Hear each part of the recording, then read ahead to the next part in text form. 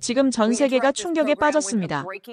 도시에서 사라진 멸종위기 백로와 수달이 서울 한복판에 나타났기 때문입니다.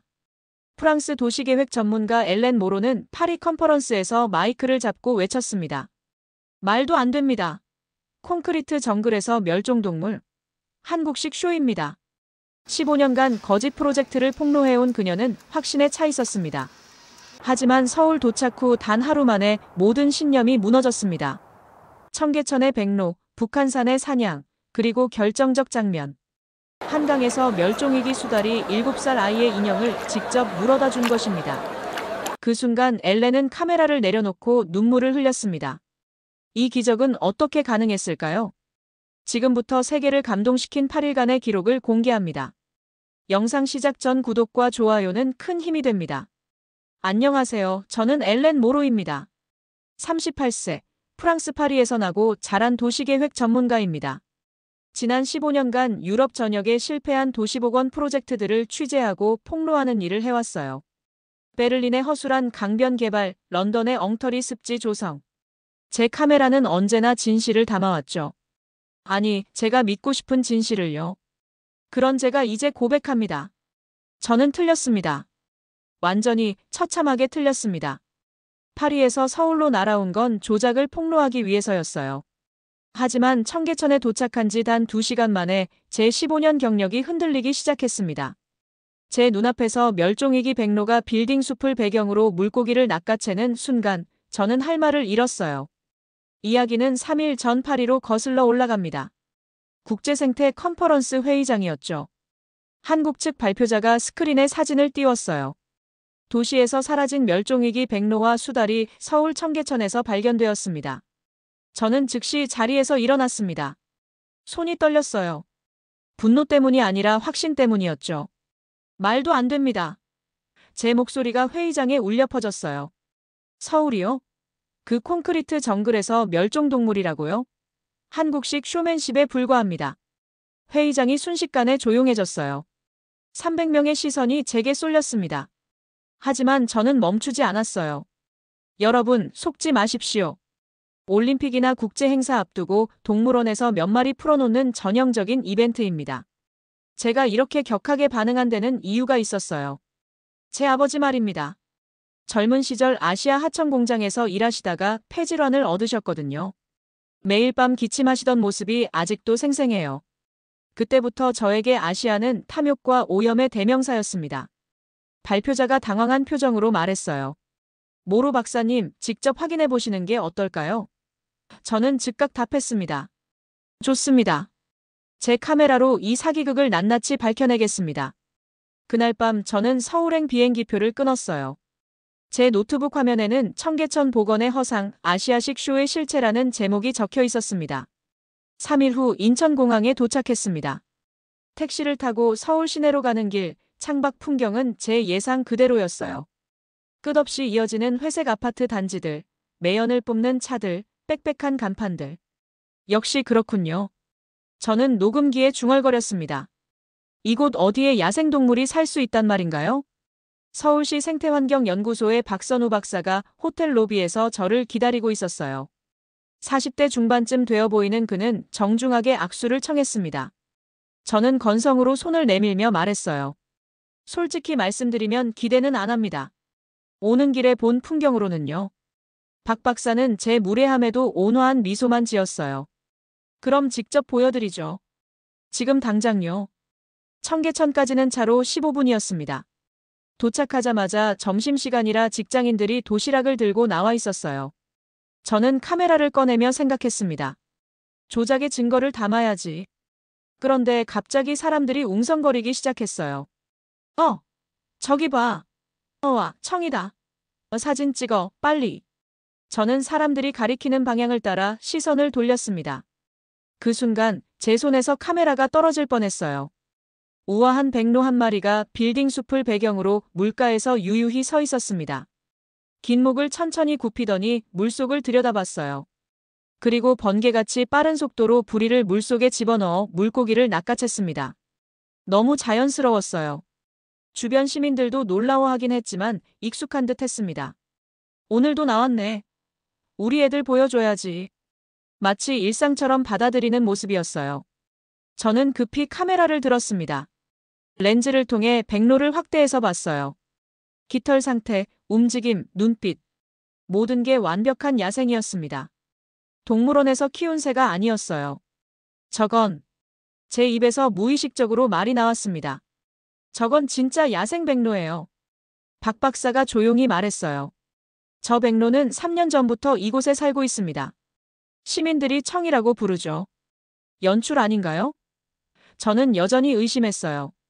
관광객 보여주려고 어디서 데려온 거 아닙니까? 박 박사는 미소만 지었습니다. 오후에 더 확실한 걸 보여드리겠습니다.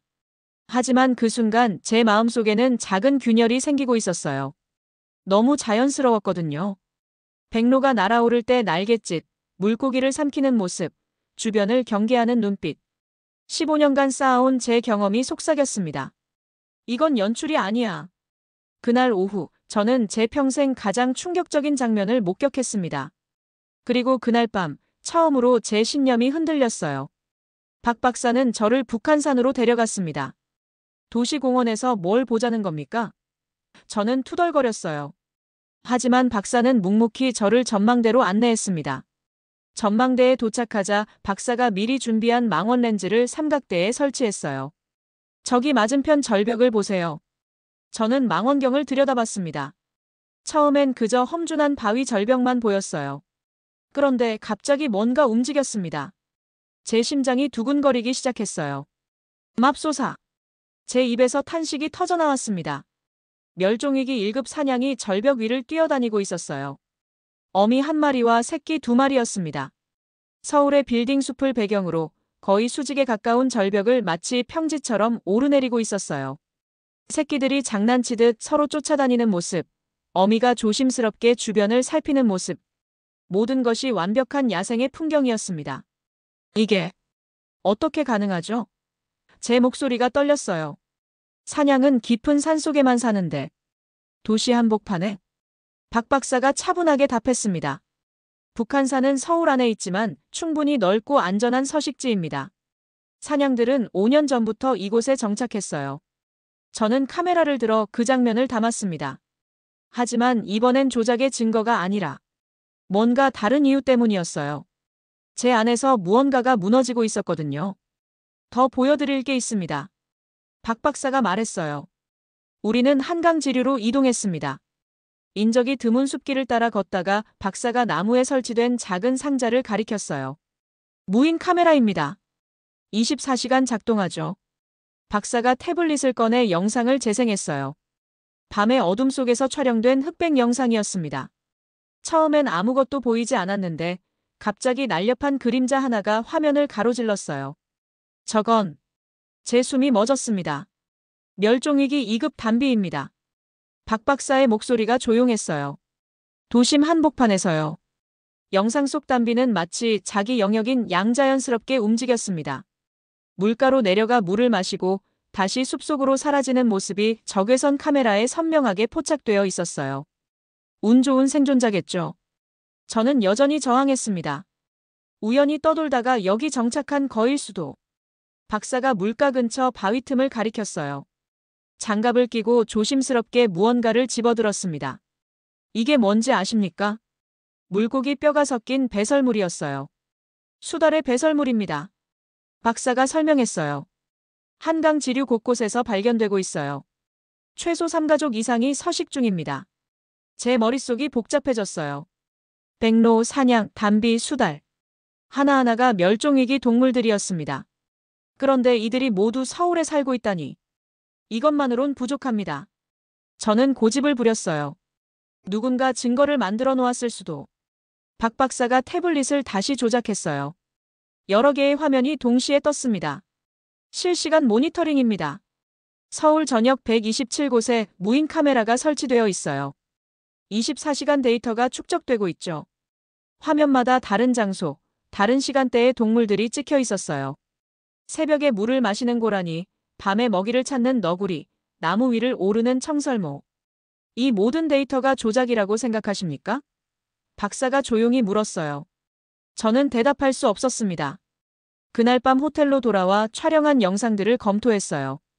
백로가 물고기를 잡는 장면, 사냥 가족이 뛰노는 모습, 담비의 흔적들. 하나하나 다시 보니 모두 진짜였어요. 렌즈를 통해 보이는 동물들의 눈빛, 움직임, 행동 패턴.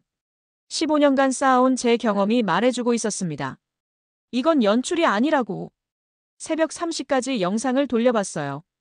그리고 처음으로 인정했습니다. 이건 진짜야. 정말로 멸종동물들이 서울에 살고 있어. 하지만 더 큰 의문이 생겼어요. 도대체 어떻게? 콘크리트 정글에서 어떻게 이런 기적이 가능한 거죠? 그 답은 다음 날 청계천 박물관에서 찾게 됩니다. 답을 찾았습니다. 그런데 그 답은 제가 상상했던 것과 완전히 달랐어요. 다음 날 아침, 박 박사가 저를 청계천 박물관으로 데려갔습니다. 어떻게 멸종동물들이 돌아올 수 있었는지 보여드리겠습니다. 저는 반신반의했어요. 기술적인 설명을 들려줄 거라 예상했거든요. 박물관 입구에 들어서자 거대한 흑백 사진들이 벽면을 가득 채우고 있었어요. 그런데 그 사진들을 보는 순간 저는 숨이 막혔습니다. 고가도로 밑 어둡고 더러운 하수구였어요. 악취가 날 것 같은 검은 물이 흐르고 그 위로 빽빽하게 들어선 판잣집들이 보였습니다. 좁은 골목에서 장사하는 상인들, 그 사이를 오가는 사람들. 이게 20년 전 청계천의 모습이었습니다. 이곳이 지금의 청계천입니다. 박 박사가 조용히 말했어요. 저 더러운 하수구에 고가도로까지 덮여 있었죠.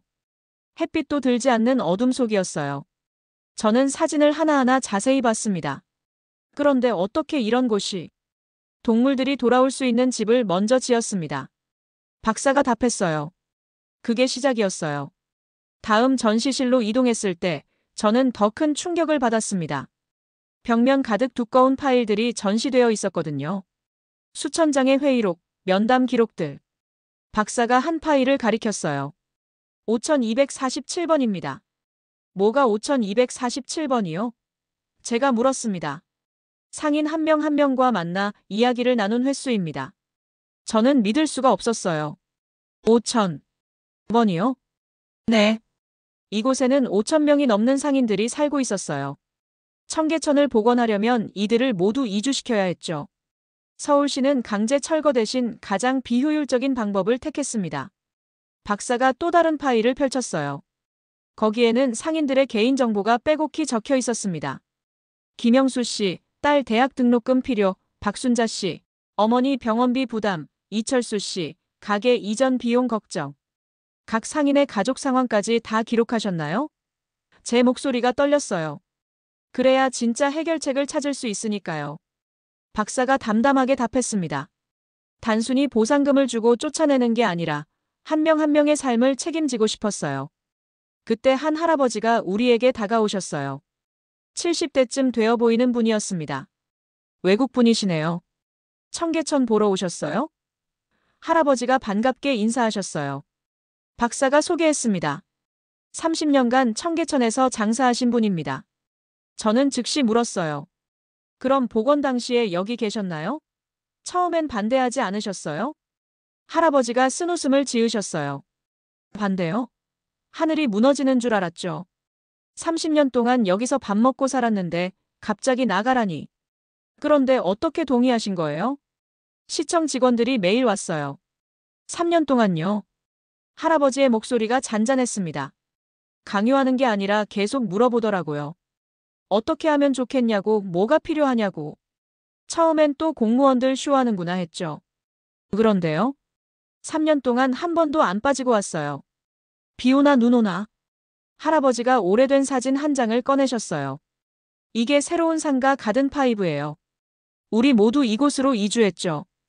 임대료도 똑같이 보장받고요. 사진 속엔 현대적이고 깨끗한 대형 상가가 있었습니다. 장사는 어떠세요? 제가 조심스럽게 물었어요. 예전보다 훨씬 좋아졌어요. 할아버지가 활짝 웃으셨어요. 손님도 더 많이 오고 환경도 깔끔하고. 그런데 가장 좋은 건요. 할아버지가 잠시 말을 멈추셨어요. 뭔가요? 우리를 사람으로 대해줬다는 거예요. 짐짝 취급하고 쫓아낸 게 아니라 같이 고민하고 같이 해결책을 찾아줬어요. 그게 가장 고마웠어요. 저는 그 순간 깨달았습니다. 박물관을 나오면서 박 박사에게 물었어요. 얼마나 걸렸나요? 시간과 예산이. 1년이면 끝날 일을 3년 걸렸습니다. 박사가 답했어요. 예산도 2배 이상 들었고요. 하지만 단 한 명의 상인도 생계를 잃지 않았어요. 비효율적이네요. 제가 중얼거렸습니다. 효율보다 사람을 택했습니다. 박사의 목소리가 단호했어요. 그게 서울의 선택이었어요. 저는 그제야 이해했습니다. 멸종동물들이 돌아온 비밀을요. 사람을 먼저 치유하셨군요. 제 목소리가 떨렸어요. 그러니까 자연도 돌아온 거네요. 박사가 고개를 끄덕였어요. 정확합니다. 고가도로를 걷어내고 하수구를 정화한 건 기술이었어요. 하지만 그 기술을 쓸 수 있었던 건 5천 명의 마음을 얻었기 때문입니다. 청계천으로 다시 돌아왔을 때 백로가 여전히 그곳에 있었어요. 유유히 물가를 거닐고 있었습니다. 이제 그 백로가 다르게 보였어요. 저 백로는 단순히 돌아온 게 아니었습니다. 초대받은 거였어요. 5천 번의 대화, 3년간의 기다림, 그리고 한 명도 포기하지 않은 진심이 만든 집으로요. 제 카메라가 그 순간을 담았습니다. 하지만 이번엔 조작의 증거가 아니었어요.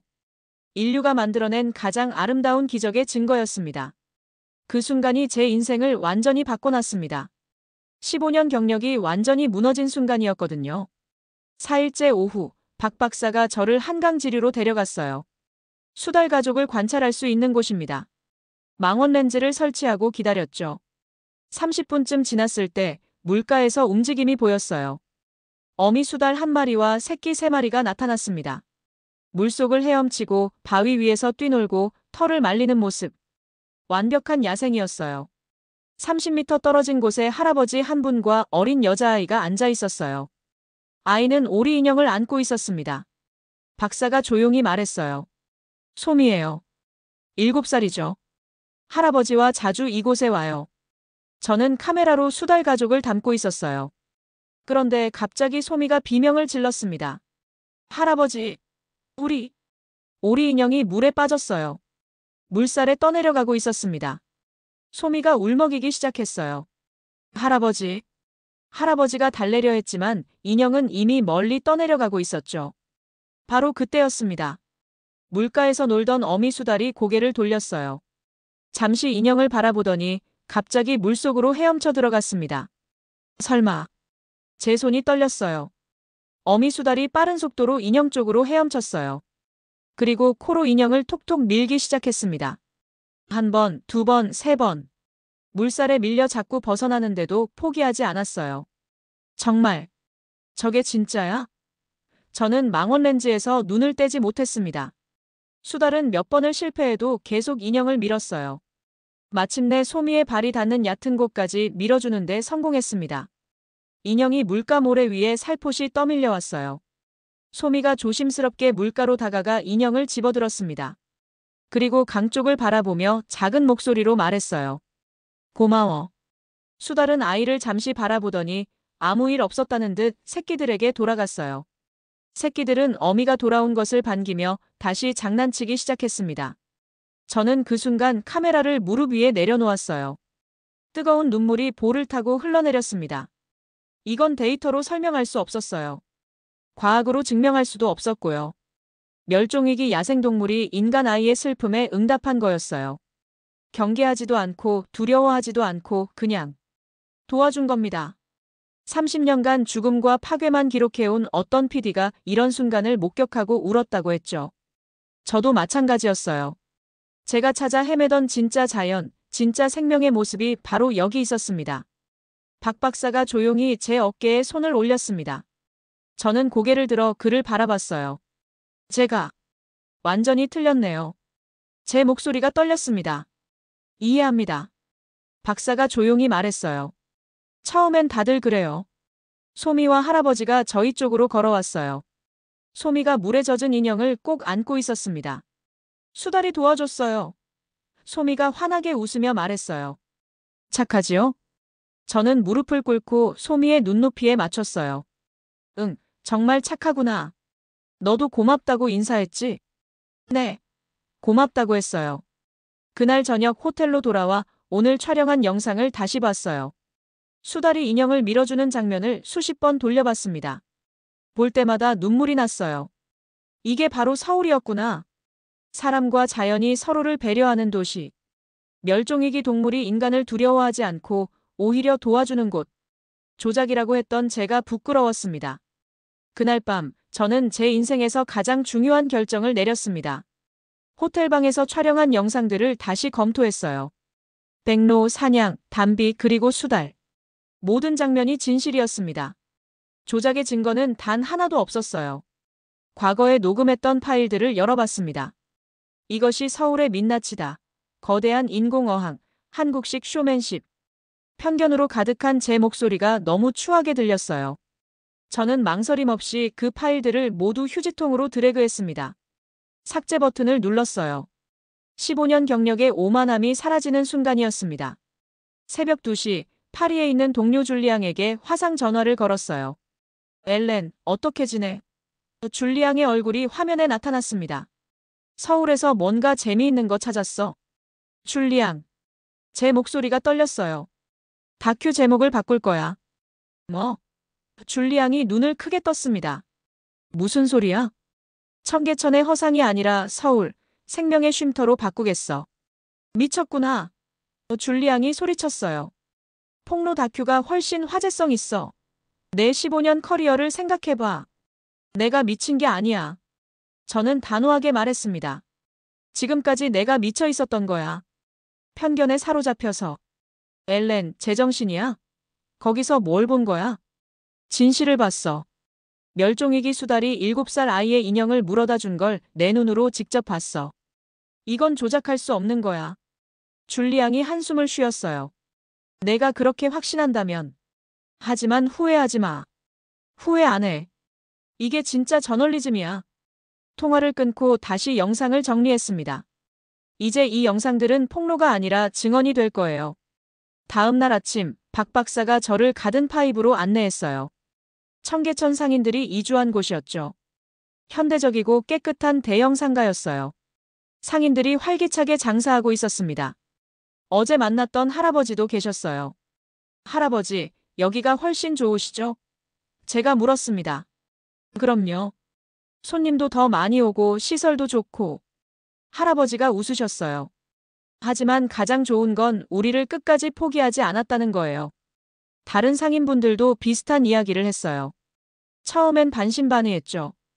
그런데 정말 약속을 지켰어요. 매출도 늘었고 환경도 좋아졌어요. 카페에서 박 박사와 마주 앉았습니다. 왜 이렇게까지 하신 거예요? 제가 물었어요. 효율만 따지면 불도저로 밀면 돼요. 박사가 차분히 답했습니다.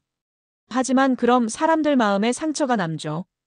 그 상처는 나중에 더 큰 문제가 되고요. 그래서 3년을 쓰신 거군요. 네. 시간이 걸려도 함께 가는 게 우리 방식이었어요. 그래야 진짜 지속 가능하니까요. 저는 그제야 완전히 이해했습니다. 서울의 기적은 기술이 아니었어요. 사람을 먼저 생각하는 마음, 한 명도 포기하지 않은 진심이 만든 거였습니다. 박사님, 국제기자회견을 열고 싶어요. 제가 말했습니다. 세계가 이 이야기를 들어야 해요. 박사가 미소 지었어요. 준비하겠습니다. 그날 저녁 청계천을 다시 찾았어요. 백로청이가 여전히 그곳에 있었습니다. 이제 그 백로가 완전히 다르게 보였어요. 비판자에서 증언자로 제 인생이 바뀐 순간이었습니다. 이제 저는 완전히 확신했습니다. 서울은 자연이 돌아오길 기다린 게 아니었어요. 자연이 돌아올 수밖에 없게 만든 거였습니다. 5일째부터 저는 청계천 곳곳을 혼자 돌아다녔어요. 그리고 놀라운 것들을 발견했죠. 청계천 중류에서 물총새를 봤어요. 작은 새가 물속으로 다이빙해서 물고기를 잡아 올렸습니다. 바위 위에는 딱새도 앉아 있었고요. 백로만이 아니었어요. 수십 종의 새들이 이곳에 살고 있었습니다. 물속에는 피라미, 붕어, 잉어까지 헤엄치고 있었어요. 아이들이 물가에서 물고기를 구경하고 있었습니다. 한 아주머니가 말을 걸어왔어요. 외국분이세요? 매일 출근길에 여기 지나가거든요. 아침마다 백로 보는 게 낙이에요. 다른 직장인도 거들었어요. 저는 점심시간마다 와요.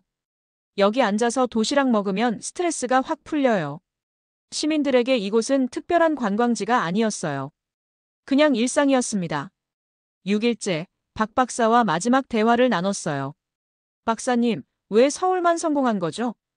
박사가 잠시 생각하더니 답했어요. 다른 곳들은 자연을 복원하려고 했어요. 하지만 서울은 관계를 복원했습니다. 관계요? 네. 사람과 사람의 관계, 사람과 자연의 관계. 5천 명을 설득한 건 단순히 공사를 위해서가 아니었어요. 함께 만들어가기 위해서였죠. 자연은 진심을 압니다. 박사가 조용히 말했어요.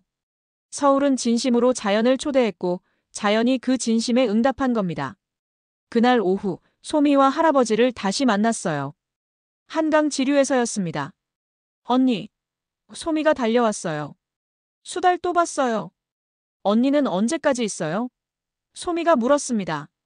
저는 소미의 머리를 쓰다듬으며 답했어요. 응. 아마 계속 있을 것 같아. 할아버지가 놀란 표정을 지으셨어요. 한국에 계속 계실 거예요? 네. 이 이야기를 세상에 알려야 해요. 그리고 여기가 좋아요. 희망이 있는 곳이거든요. 그날 저녁 다큐멘터리 편집을 마쳤습니다. 제목은 서울, 생명의 쉼터. 이제 세상에 보여줄 시간이었습니다.